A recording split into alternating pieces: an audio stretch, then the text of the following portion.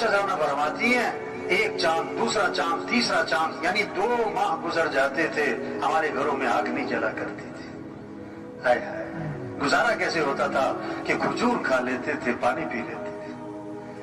کہنا بڑا آسان ہے سننا اس کو.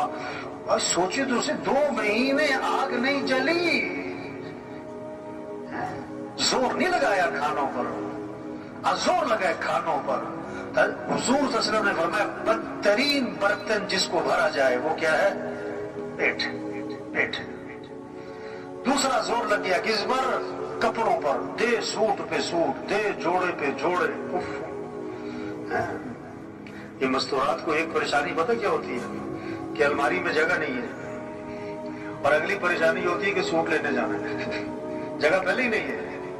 اور تیسری پریشانی یہ ہوتی ہے کہ اتنے سارے سوٹ ہیں پہننا کون سا ہے. اور جب کہیں سے واپس آتی ہے تو زیادہ پریشانی ہوتی ہے. کیوں کہ ایسا تو فلانی نے بھی پہنا ہوا تھا. کہاں زور لگ گیا کہاں زور لگ گیا. حضرت عمر رضی اللہ عنہ حضرت عائشہ رضی اللہ عنہ کے بھانجے فرماتے ہیں کہ خالہ نے 70,000 درہم لوگوں میں تقسیم کر دیے اور خالہ کے کپڑوں پر پیبند لگے ہوئے تھے. خالہ کے کپڑوں پر زور نہیں لگایا کپڑوں زور نہیں لگایا. زور حضور صلی اللہ علیہ وسلم نے عائشہ سے فرمایا کہ عائشہ اگر آخرت میں میرے ساتھ رہنا ہے تو 3 باتوں کا اہتمام کرنا.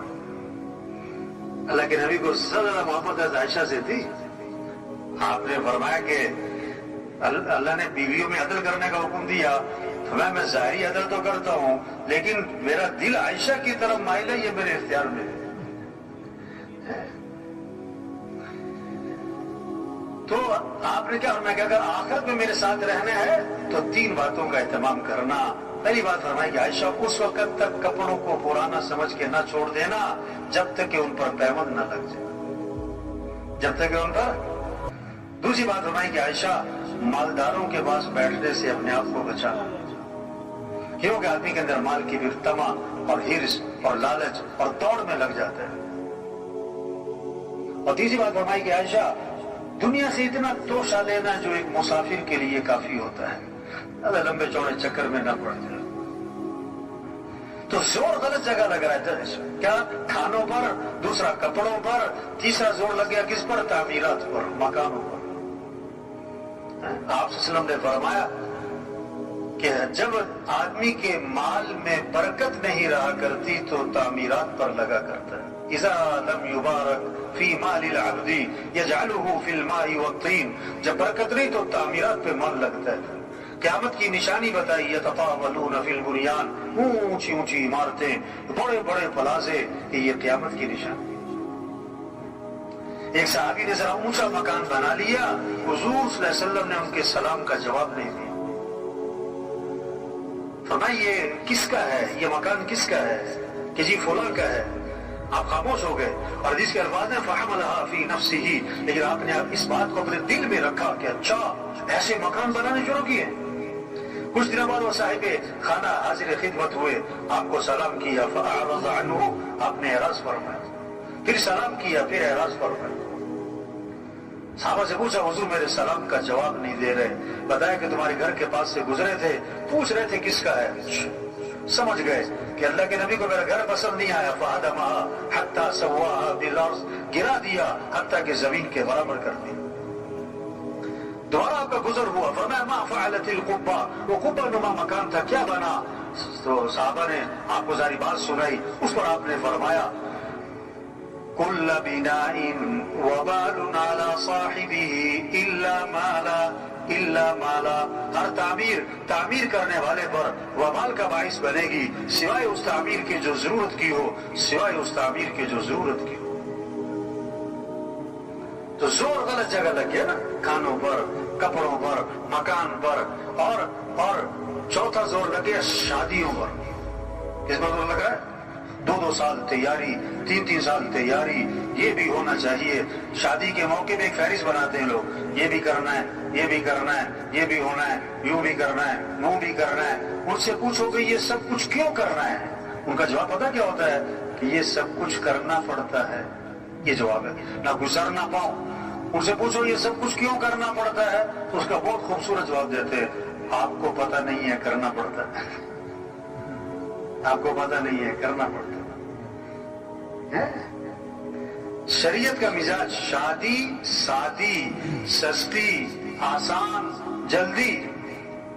اللہ کے نبی نے فرمایا برکت والا نکاح وہ ہے جس میں کم سے کم مشقت ہو، کم سے کم خرچ ہو۔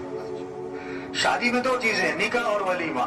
نکاح کے لیے بہتر ہے مسجد میں ہو، اور ولیمہ حضور صلی اللہ علیہ وسلم کا ہوا، آپ نے صحابہ کو کھجوریں کھلائیں اور ولیمہ ہو گیا۔ اور ایک ولیمہ اللہ کے نبی کا تھا، آپ نے سارے مدینہ منورہ کو کھانا کھلایا۔ اگر کسی نے زور دکھانا ہے تو ولیمے میں بلاؤ سب کو، سارے خاندان کو، سارے علاقے والوں کو کھانا کھلاؤ، لیکن ایک بات آپ نے فرمائی، بدترین ولیمہ ہے جس میں مالداروں کو بلایا جائے اور غریبوں کو نہ بلایا جائے۔ زور غلط جگہ لگ گیا شادیوں پر۔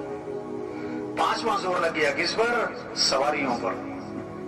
پانچواں زور سواری پر لگ گیا۔ صحابہ کا ایک سفر ایسا تھا، پاؤں میں جوتا بھی نہ تھا، ننگے پاؤں، یعنی پورا لشکر کے اکثر لوگ پاؤں ننگے پاؤں، اور وہاں کونسوں کی سڑکیں بنی ہوئی تھی، ایسا پتھریلی زمین، پاؤں زخمی ہو رہے تھے تو کپڑے پھاڑ پھاڑ پاؤں پہ لپیٹے، اس کا نام بنا غزوہ ذات الرقاع۔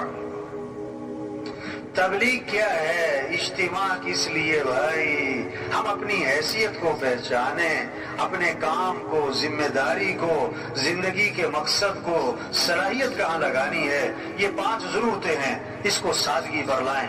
کھانا، لباس، مکان، شادی، سواری، بقدر ضرورت۔ اصل جو زور لگے، ہمارا صلاحیت لگے، وہ کس پر؟ اللہ کا دین دنیا میں چمک جائے، اللہ کا کلمہ بلند ہو جائے، سارے انسانوں کو ہدایت مل جائے۔ ہم مسلمان ہیں، مسلمان، اور اسلام چمکے گا تو مسلمان چمکے گا۔ اسلام کو عزت ملے گی تو مسلمان کو عزت ملے گی۔ ہم دکاندار بعد میں، زمیندار بعد میں، افسر بعد میں، وکیل جج بعد میں، ایس پی صاحب ایم پی اے صاحب بعد میں، پہلے ہم مسلمان ہیں۔ اور وزیر اعظم ہونا بڑی بات نہیں ہے، مسلمان ہونا یہ بڑی بات ہے۔